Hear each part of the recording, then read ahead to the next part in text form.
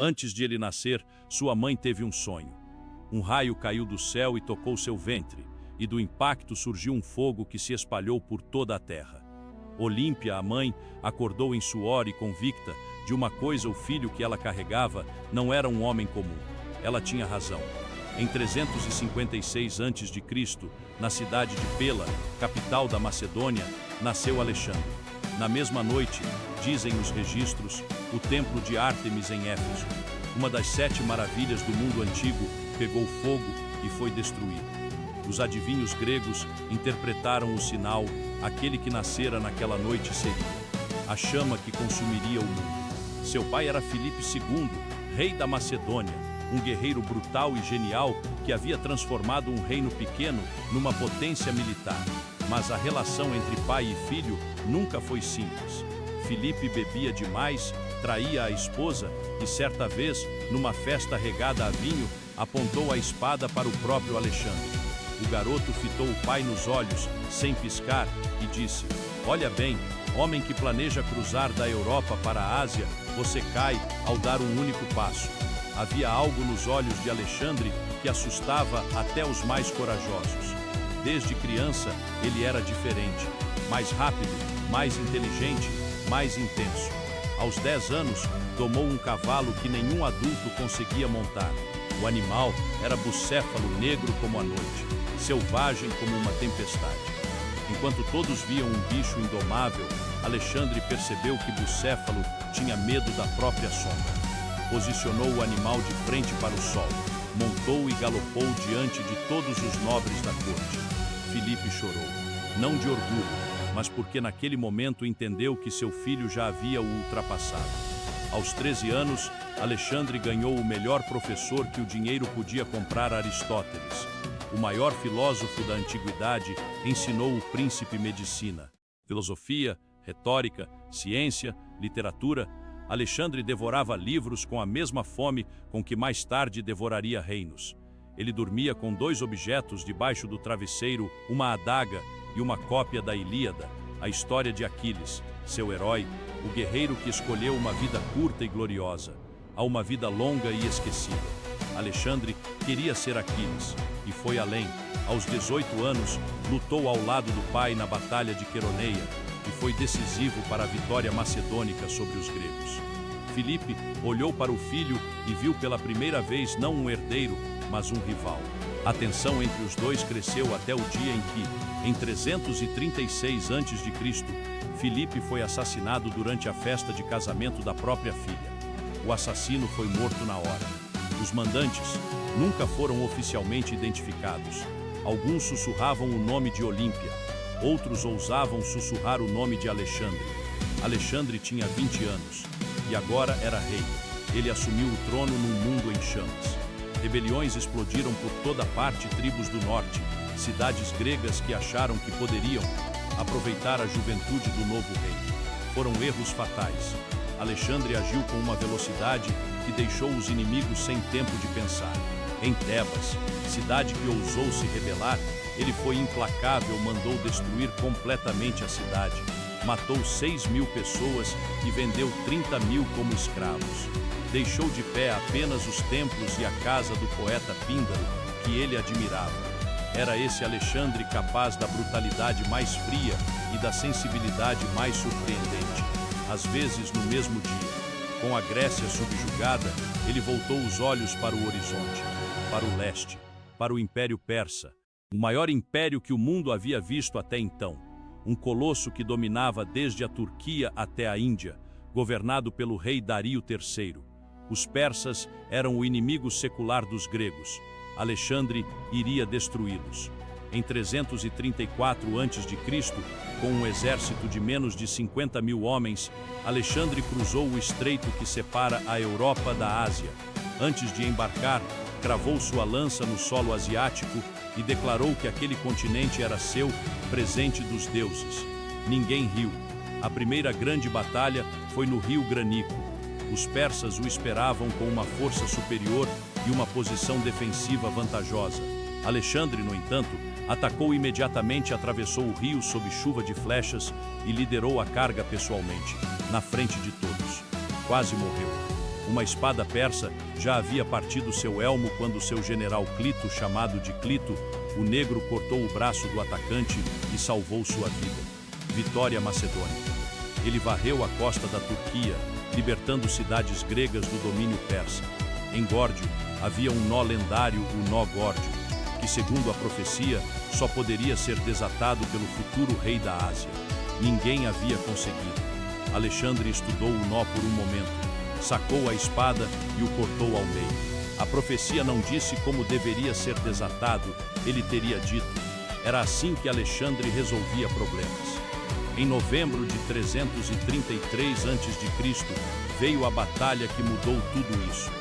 Dario III, o próprio rei da Pérsia, liderou pessoalmente um exército que os antigos estimavam em 300.000 homens contra os 40 e poucos mil de Alexandre.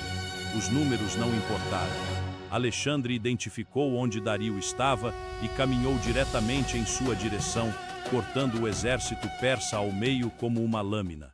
Dario fugiu, abandonando no campo de batalha sua mãe, sua esposa, suas filhas e seu tesouro. Alexandre tratou a família do inimigo com respeito e cortesia, mas nunca devolveu. Ao invés de perseguir Dario imediatamente, Alexandre desceu pelo litoral e tomou o Egito, onde foi recebido não como conquistador, mas como libertador. Os egípcios odiavam o domínio persa. Os sacerdotes egípcios o declararam filho de Amon, o Deus Supremo.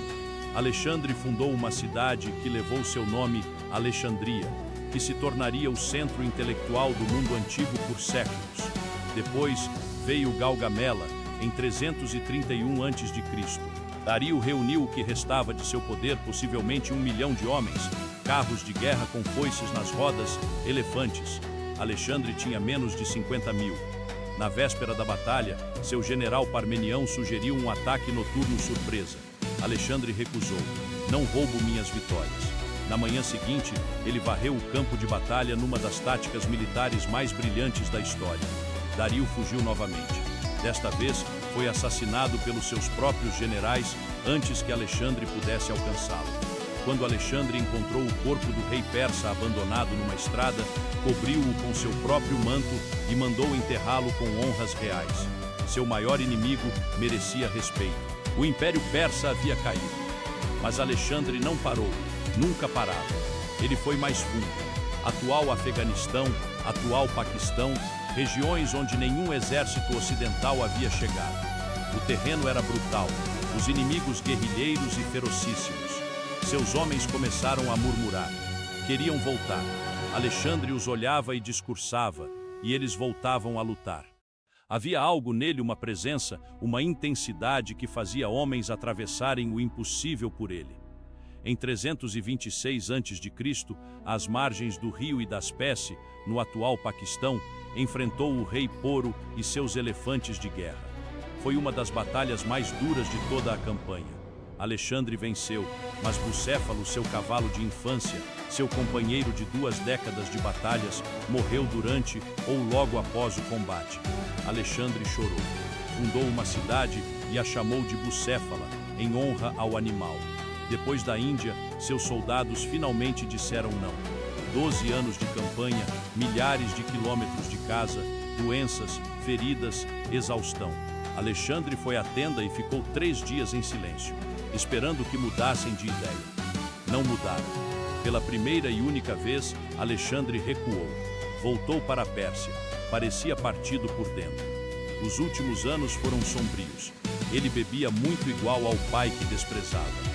Numa noite de embriaguez, numa discussão, matou com sua própria lança Clito, o negro, o mesmo homem que havia salvado sua vida anos antes. Caiu sobre o corpo do amigo e chorou por 3 dias, recusando-se a comer. A culpa nunca o abandonou completamente. Ele estava mudando. Adotava costumes persas, exigia que seus generais gregos o tratassem como um deus oriental. Alguns se recusaram. Houve conspirações, execuções, traições. O homem que havia conquistado o mundo estava perdendo sua corte. Em junho de 323 a.C., em Babilônia, Alexandre adoeceu após uma festa que durou vários dias. O que que exatamente o matou ainda é debatido 2000 anos depois. Febre tifoide, envenenamento ou simplesmente um corpo de 32 anos destruído por 2 décadas de guerras sem parar. Sua agonia durou 12 dias. No fim, quando já não conseguia mais falar, seus generais desfilaram ao lado de seu leito e perguntaram a quem ele deixava seu império. Alexandre abriu os olhos, olhou para eles e, com o que restava de sua voz, disse: ao mais forte. E então, suas últimas palavras, ou o que os registros históricos preservaram como suas últimas palavras, foram 3 pedidos, 3 itens que revelam tudo sobre quem ele foi. Primeiro, que seu caixão fosse carregado com as mãos de seus médicos expostas para fora, para que o mundo visse que nem os melhores médicos da terra escapam da morte, e que ninguém deve colocar fé cega em nenhum homem. Segundo, que o caminho até seu túmulo fosse coberto com as riquezas e joias que acumulou ao longo de sua vida, para mostrar que a riqueza conquistada aqui fica aqui. Não levamos nada. Terceiro, que suas mãos ficassem penduradas para fora do caixão, abertas e vazias, para que todos vissem que o homem que havia conquistado o mundo inteiro partia com as mãos tão vazias quanto qualquer outro ser humano. Alexandre, o Grande, morreu com 32 anos. Em 12 anos de campanhas ininterruptas, havia conquistado mais de 5 milhões de quilômetros quadrados, do norte da Grécia até as fronteiras da Índia. Nunca perdeu uma batalha. Seu império durou menos que ele. Seus generais o dividiram entre si, guerrearam uns contra os outros. E o que havia sido construído por um único homem em 12 anos, desmoronou em décadas de conflito. Alexandria sobreviveu. Algumas das cidades que fundou sobreviveram. E a lenda essa sobreviveu mais do que qualquer pedra ou fronteira. 2000 anos depois, Júlio César chorou diante de uma estátua de Alexandre porque, com a mesma idade, ainda não havia feito nada de grande. Napoleão estudou cada uma de suas batalhas. Exércitos do outro lado do mundo ainda ensinam suas táticas militares. O homem que dormia com a Ilíada debaixo do travesseiro e queria ser Aquiles, conseguiu o que Aquiles conseguiu, uma vida curta, mas tão intensa e tão poderosa que 2 milênios não foram suficientes para apagá-la. Os 3 últimos desejos de Alexandre, o Grande, segundo relatos históricos lendários, visavam demonstrar a inutilidade da riqueza e da medicina diante da morte. Primeiro, que apenas seus médicos carregassem seu caixão para mostrar que eles não têm poder contra a morte. Segundo, que os tesouros conquistados, ouro, prata, fossem espalhados no caminho até a sepultura, para demonstrar que bens materiais ficam na terra. Terceiro, que suas mãos ficassem para fora do caixão, mostrando que viemos ao mundo de mãos vazias e partimos da mesma forma. Se você gosta de história, conquistas épicas e narrativas que te fazem pensar, esse vídeo é para você. Assista até o final. Os últimos minutos vão ficar em sua mente por dias.